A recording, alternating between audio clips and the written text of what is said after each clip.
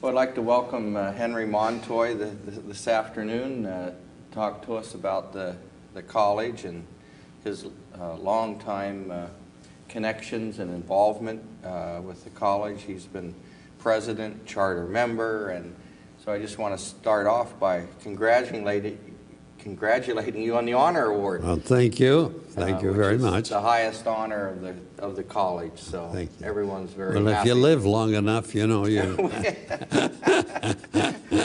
You know, I just took a few notes earlier and so forth, and I just wondered if you could just start out with a little bit of where you did your schooling, your education, and so forth, and then quickly thereafter we'll get to ACSM because you were a charter member in 1955 and 55 or 53, 55? Yeah, the college was founded in 54, so you were right there on the ground floor. Right. But before that, where did you go to school? Well, the undergraduate was Indiana University, and my wife went there too. That's where we met in college, and we've been married for 64 years now. Wow.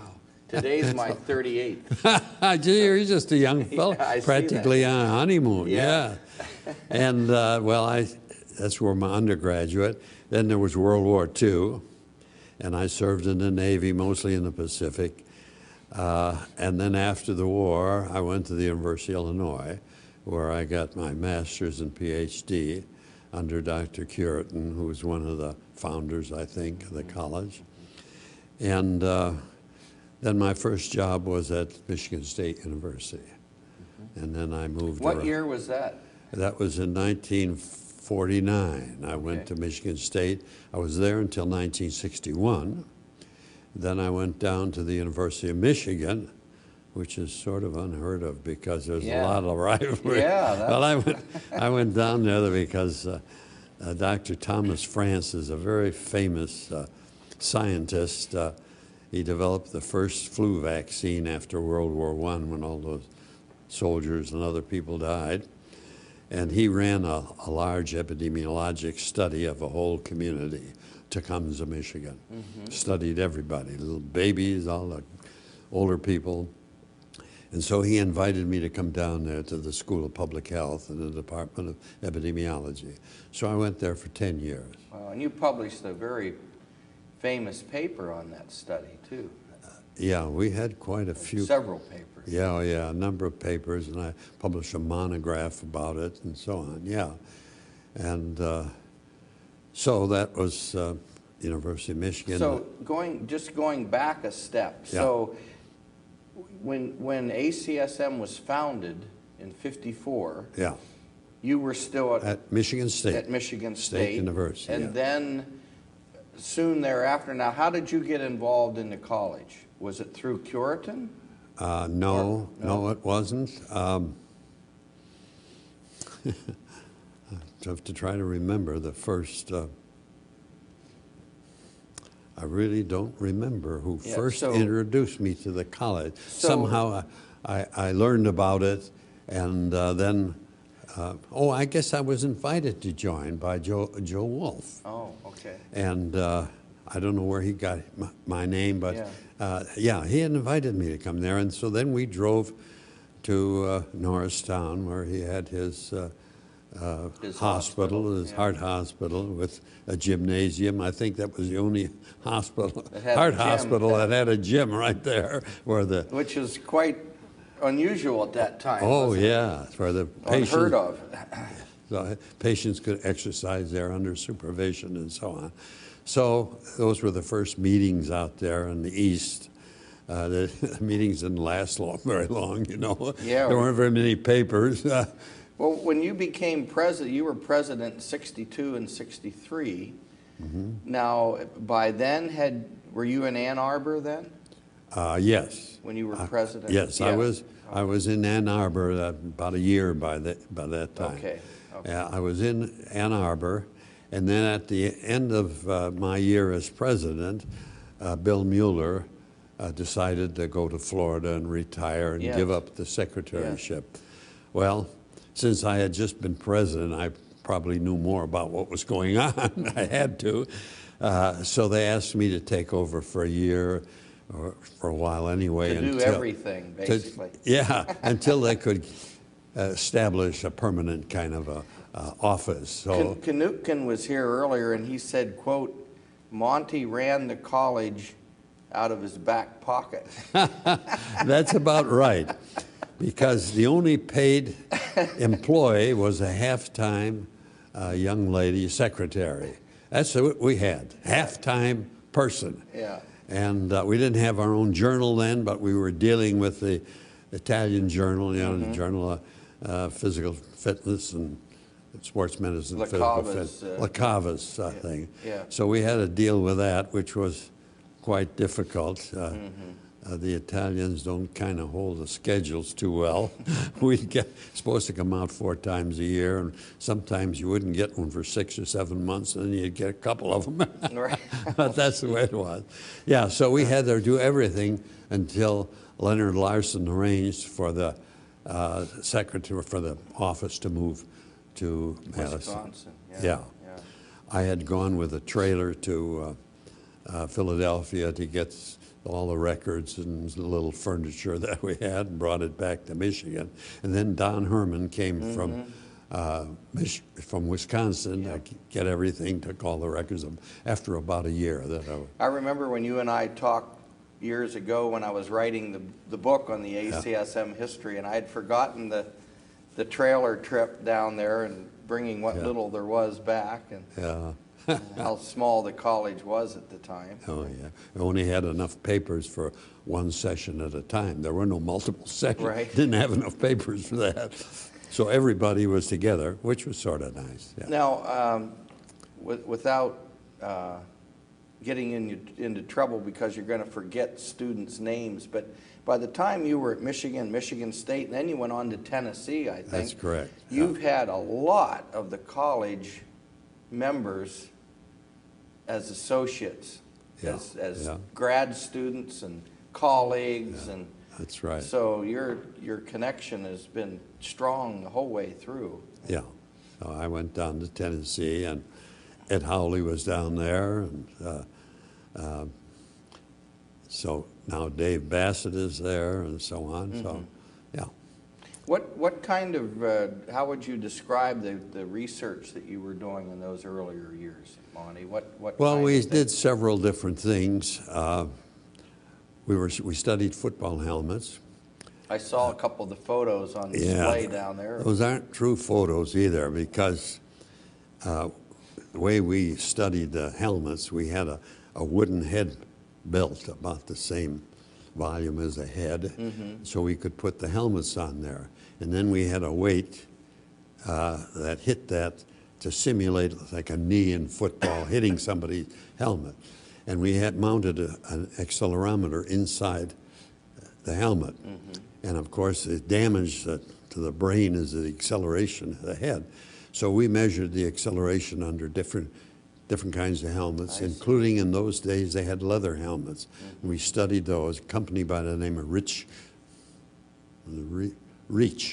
made leather helmets.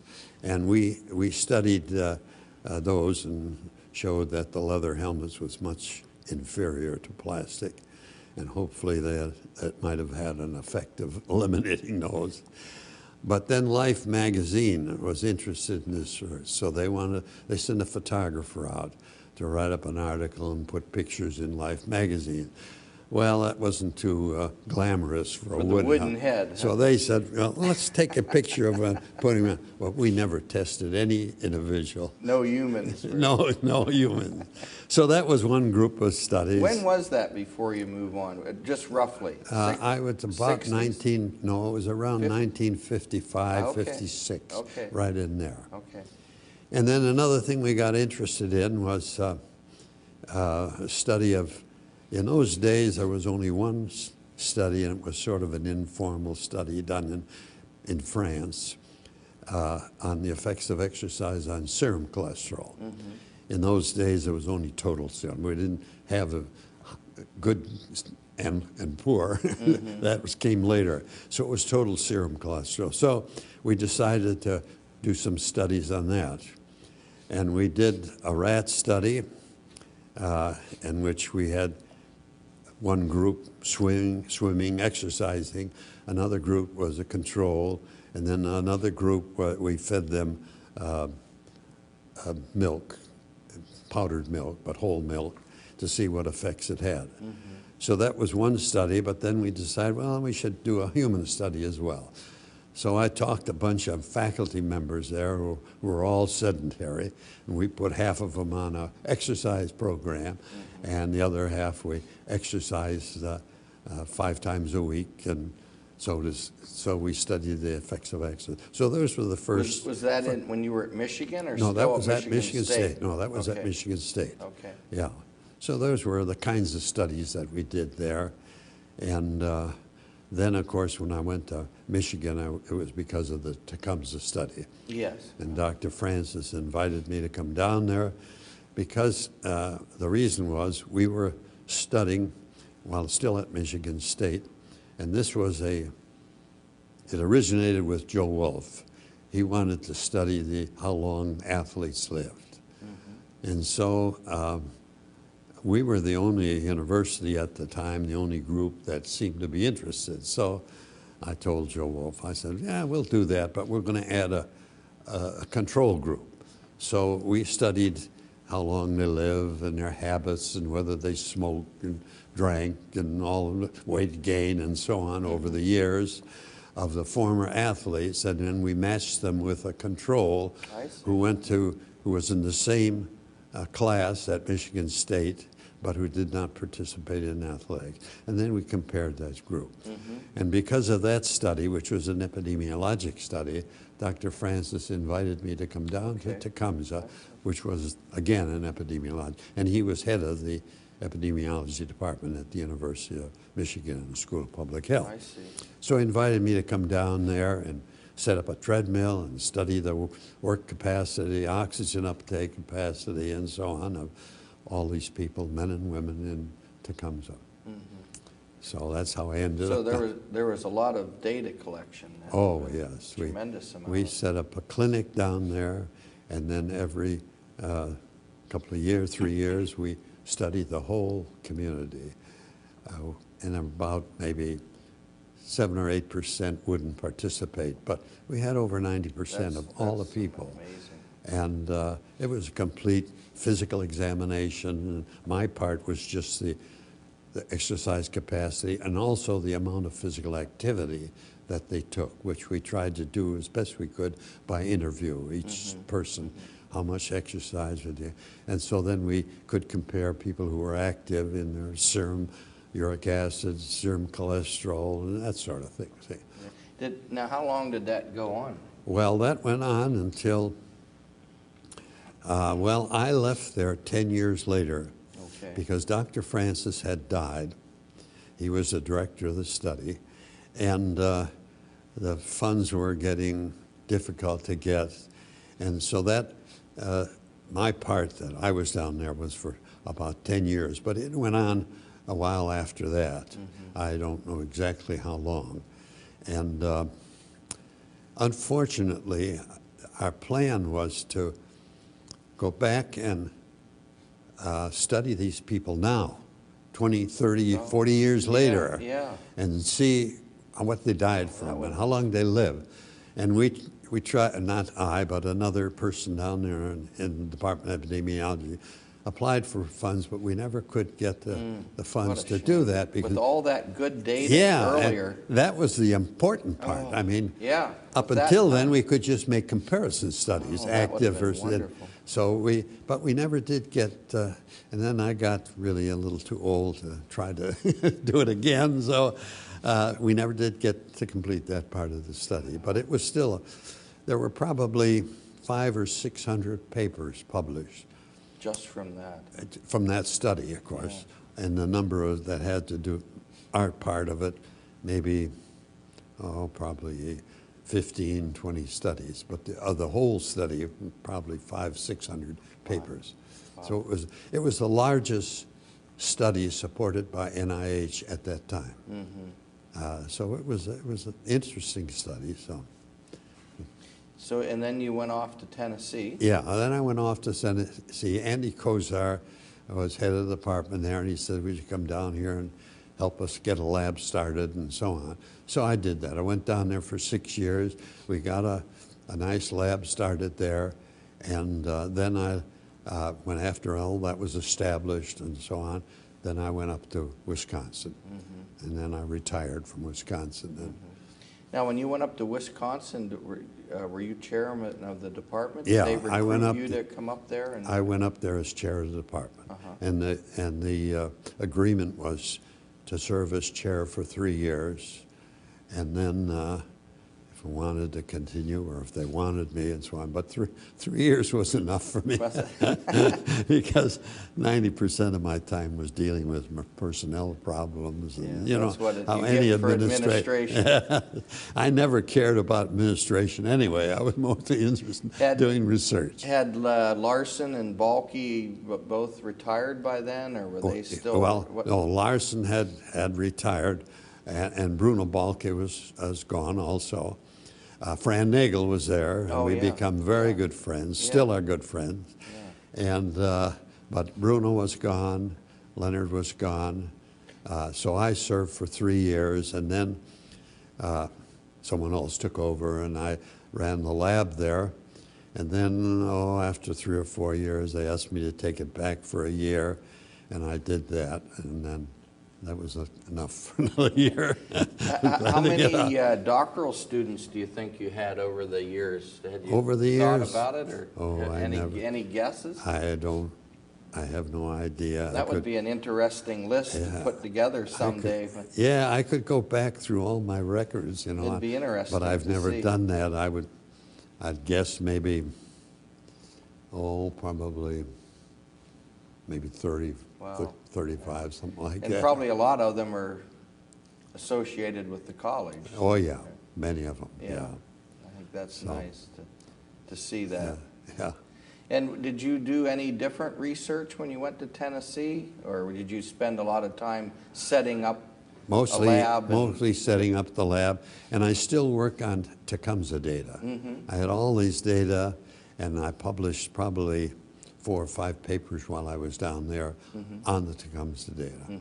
I have to stop to think if we published on any other data that we collected down there, but I don't think so. So did Ed Howley come to the lab then when you were there? Ed was there when I got there. Oh, he was there? Yeah. Okay. So then I left and went up to Wisconsin.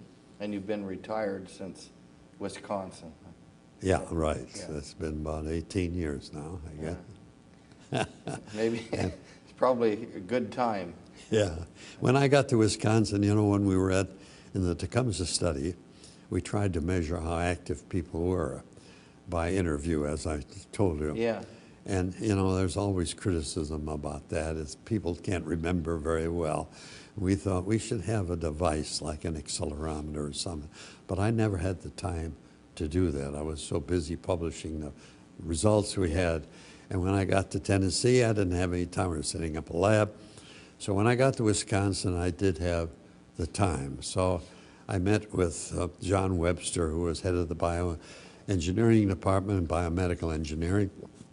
And then we developed that accelerometer, which was the first now there are a number of them on the market, but that was the first one to try to measure how active people were. Because I was never satisfied with the interview one. Yeah. So that's what we did up there, and we got into doubly labeled water to measure how accurate this was and so on. Going back to the college and at least the time when you were president and president-elect and so forth, do you remember any highlights, any lowlights, any issues at the time? And well, I've had a lot of interesting experiences in connection with the college. Yeah. And I think one I can think of was Percy Dawson. You know the name. You know the name. Yeah. Well, Percy Dawson was a scientist, a teacher, an author.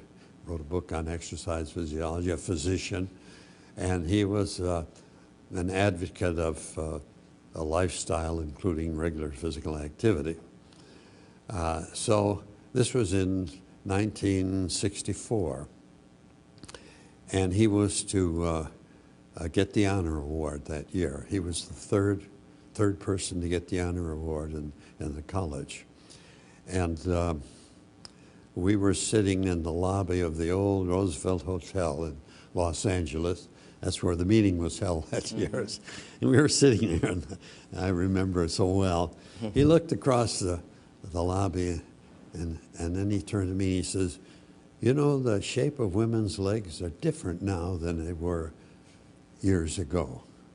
Well, that wouldn't have been too significant a comment, except that he was either 96 or 97 years of age at that time. And so I thought, geez, that's good evidence that exercise all your life can keep you young. Yeah, you know, right. if you're still looking at the girl. Keep you sharp, right? Yeah. So there's been some interesting things like that. I can imagine. There must have been a tremendous atmosphere pre-ACSM at Illinois. I mean, Well, with Curitan. Yeah. Well, And who were some of the other students there when you were there? well, Paul Hunsaker, who has since died, and he was head of the department at Michigan, University of Michigan. He was one of them. Let's see, who else was there? Most of them have gone, unfortunately. Yeah. Who else is sitting around? And who is connected with the college? Well, I was thinking too that the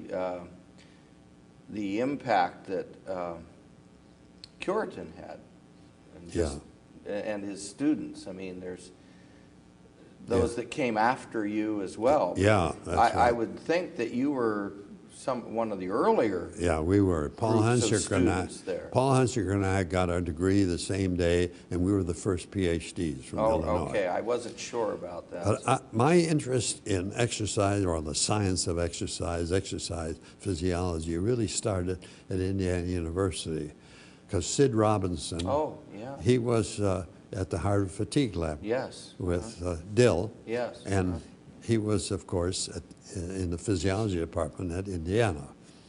And until then, I had planned just to be a physical education teacher. But he really got me interested. And first time I saw a treadmill and ran on it and so on. And so he got me interested in this business of the science of exercise. And then after the war, you know, there were essentially in physical education, there were almost no laboratories. Right. The Harvard Fatigue Laboratory had disintegrated, and NYU, I guess it was, took over some of the equipment and so on. Curitan's fitness lab was... That was really essentially the only one. Yeah. And that was the reason I went down there, because of my interest from Sid Robinson in exercise physiology. I thought, this is the only place that they have a real laboratory. So, because I was under the GI Bill, I could have gone anywhere, you know. So I went down to work with Curitan. Yeah. And so that's how that came about. Wow. Yeah, that must have been an exciting time. Yeah, you guys are really on the cutting edge of so many things. It was an interesting time. And of course, it was after the war, and things were a little bit different then. For example, you couldn't buy a suit. There were no suits clothes available. So my wife cut the gold buttons off my Navy uniform and put black ones on, and that was our uniform. That was our clothes. Your new suit. Yeah. Monty, did you play sports in high school and stuff? Or were you acting? Were you interested in exercise before you were in undergrad school? Yeah, well, in high school, I played basketball and track. Not long distance. I never was the most 100 meters. That was a long run. That was the long run for me. I say in high school. In college, my main sport was gymnastics. Oh. Because I got involved when I was still in grade school in the Turnverein system of gymnastics. Sure. And in Chicago, there were 6 Turnverein, or Turngemeinde, turning clubs. Yeah. So I got interested in that. And so when I went to college, So I went, that was my main sport at Indiana. I was on the gymnastic team there. Was that an NCAA sport at the time? Well, or you know, was it? It was mostly like, well, we got letters, but it was mostly sort of like a club sport. There weren't that many of them. I wondered if it was more intramural than. Oh no, it was So actually. you did play. Oh yeah. Go against other universities. Oh yeah, we competed against Navy, for example, okay. West Point, Penn State. Penn State was very good at the time. Okay.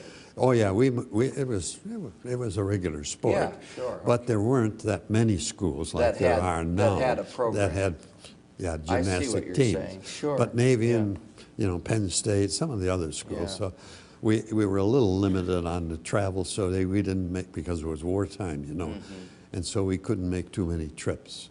Well, I think it was Grover Mueller that had gone to one of the Turner colleges. That's correct. And I went there also, which was a part of Indiana University. Yeah. But we spent part of the time in Indianapolis here, where the normal college was located. It was a part of it, and then we spent the rest of the time down in Bloomington. And Bill Mueller was before my time, but he went to the same school. I wondered about that. Same school. Okay, yeah. And so I got to know him real well, and Joe Wolf, we got to be very good friends. When he died, I flew to Philadelphia to his funeral, and so we got the whole family. Did you probably wouldn't have I think R. Tate McKenzie, he had died in the 30s, I think. Yeah, he had 38 or something like that. But. Yeah, he had died, but I got to know his student. What's his name now? I've forgotten. But he did a lot of the sculpturing, sports sculpture too. Oh, I know who you mean too. Andy Kozar told me about him. I got to know him. I would know it if I heard it too, but I know who you mean. I've forgotten his name. Yeah. He was at Princeton in the art department, and he studied under McKenzie. And when I was president-elect, I was in charge of the program for the college, and it was in Minneapolis that year, and I had him come up and give the lecture, one of the main lectures, and he actually demonstrated some of the sculpturing with a clay, made a boxer in there. Yeah. So I can't think of it. That bothers me too. I know Andy's told me many times that story. Maybe and I'll think of it, but who it is too. Yeah. Well, anyhow, we've only got a few minutes to go, but I wondered if you had any reflections. Now you're about to win this honor award, and I didn't do the math. It's a long time after you were president in the early 60s. And you've kept up with the college, sort of. What are the big changes besides the growth? I mean, it's gotten so big. That's the big change. The numbers, of course. Yeah. And the organization here, like here, the big office here in Indianapolis, compared to our little your back pocket office. Yeah. So it's just fantastic, the growth that has taken place, and the impact now that the college has on sports and medicine in general. Point. Yeah. It's a major force now. Yeah, in the beginning, we were so small and didn't have much impact, but somehow I felt Joe Wolf really felt that someday we would have this impact, and so that's the main thing was the growth. And now I look at the program this year. I think with all the abstract. When the first one was a couple of pages. Yeah. I mean, I think the first one I found was one sheet. Yeah. That's the biggest change, of course. Do you get to look at any of the journal articles anymore? Oh yes, yeah. It'd be pretty hard to not keep your interest in research and what's going on. I still read. I still get medicine, science, and sports, and exercise, and I understand about 1/4 of them. And unfortunately, after being retired for 18 years, when I go to these meetings, well, I went to Bink's Saltine Salon today. Sure. Well, the epidemiologic part of it, I understood. They get into muscle physiology. I get lost, I've been away. I've been away for 18 years. And so now. much has become cellular. That's correct. And so I have trouble following the papers anymore, but I've been retired for 18 years or so. But it must be good, though, pleasing to look at the field, really, and how far it has come. Yeah.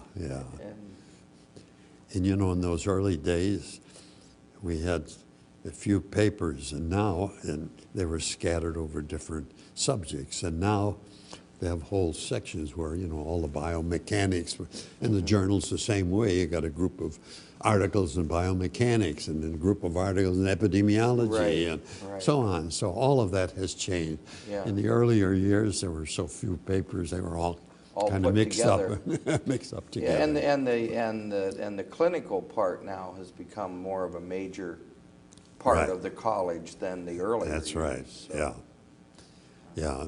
In those first years, since there was only one session at a time, everybody met together, you know, physical educators, physiologists, physicians, and so on. And in those days, the papers that were presented were a little simpler because they had to, everybody had to understand it, Yeah. you know. So now, like in the American Physiological Society, you have all the papers that are in one subjects are grouped together. Well, those people are all working in that area. So it can be quite sophisticated, and people understand it. Yeah. But the college, it was different in the early days of the college. Yeah. That's the way it had to be, you know. Yeah. So, Well, Henry, thank you so much. It's been a pleasure. For coming been a over pleasure, Jack. and talking, and congratulations again on the honor award. We'll see you again this evening. Thank you, and I still use your book from time to time. It's a nice, very, very fine job that you did. Thank on you. that. I keep referring to it because I forget all the details. You know? Yeah, well, you must have done a tremendous amount of research to pull all that together. It took a while. Yeah. Yeah, it was So very thanks good. so much. Okay.